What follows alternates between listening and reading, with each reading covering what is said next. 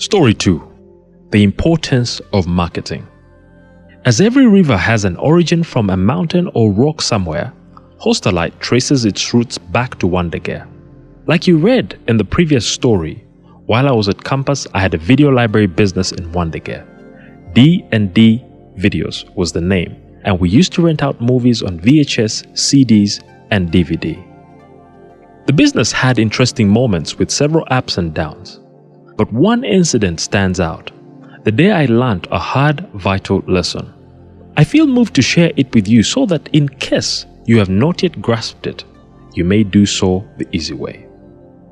Given my age and experience at the time, I would say a video library was a good business venture. How it was mismanaged by the person I entrusted with the responsibility of running it is a story for another day. For now, I want to concentrate on what went wrong and what I learned. This is a lesson I am applying to my current business, and it works perfectly. D&D was doing well for a while until the cash flow began to slowly decline as daily sales moved from bad to worse. Normally, a good business person does not stay comfortable while sales are going low. He or she does research to find out if the decline is being caused by internal or external factors and what can be done to reverse the trend. In this case, internal weaknesses were causing the decline, but I was not aware. As things got tougher, I started confirming what my friends had told me many times. Becoming an entrepreneur was a major blunder and the worst decision of my life. Even my dear girlfriend, who is my wife now, supported such sentiments. I gradually started listening to these voices as they echoed in my mind like a loud bell, and I soon began to believe that I had taken a wrong step in joining business.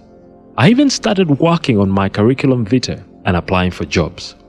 I will never forget the turning point in my business life. That day, we had not made any money, but I was supposed to travel back to my rented room in Rubaga. The distance from Wondergear to my place was approximately 6 kilometers. As we had not made any sales, I did not have enough transport fare to go home and then return the next day. It was 9 p.m. Transport was not the only problem. A meal for the night was the other. In a public taxi, the fare from Wondergear to Rubaga was about 1,500 shillings. Well, the good and bad news was that I had 1,000 shillings. How on earth was I supposed to manage this little money to cater for transport home, supper, and then transport back to work the next day? The more I thought about how the night would end, the hungrier I got. It was as though a bulldozer was wrecking my intestines. I had to make a tough choice between spending the 1,000 shillings on something to eat or on transportation. Either way, it was not enough. Trust the human mind. It is a master of innovation when faced with extreme, life-threatening situations.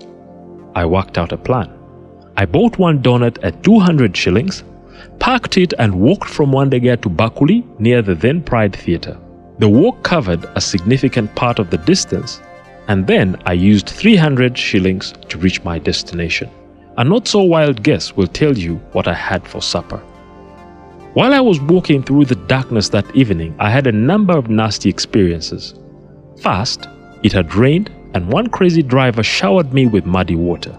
I cursed as I stared at his Mark II, a very trendy car those days, disappearing into the distance. Secondly, just as I was about to reach Bakuli, one stubborn dog decided to test my sprinting skills. A mean challenge for any hungry, frustrated human being. I fled. I did not survive falling along that slippery road, but I managed to put some distance between me and the dog, or perhaps the dog got distracted by other priorities. There's always something beautiful in whatever we encounter, however ugly it may appear. In this case, the wonder of it all was that in spite of the challenges, my mind was not giving up. It was running at full throttle, searching for answers as to why we had not made any sales that whole day. Even as I later ate my donut, this remained the intriguing question on my mind. Eventually, I was convinced of the answer. Potential customers never knew that my business existed. Stuart H. Britt's words just nailed it home. For business not to advertise is like winking at a girl in the dark. You know what you're doing, but no one else does. I stayed awake the whole night as I rehearsed ways in which I could market my video library. I quickly zeroed in on my target market, Makerere University students, and thought of launching a marketing strategy that involved photocopying the covers of DVDs and pinning them around the university's halls of residence with a message: "You can find these movies and more only at D&D videos."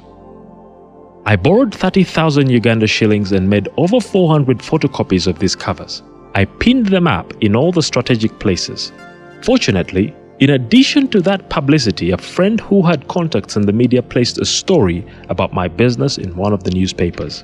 It appeared in the business section as a tiny column, but for me, the important thing was that it carried my name and that of the business and portrayed me as a reliable person.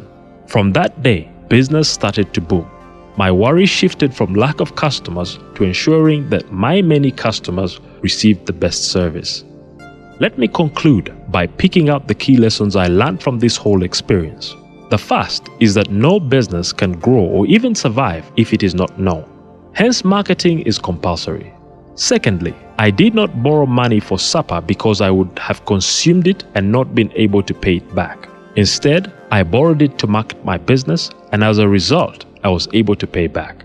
The third lesson is that I did not market to the whole of Kampala. I hit my target market. It does not matter how small your business is, market it.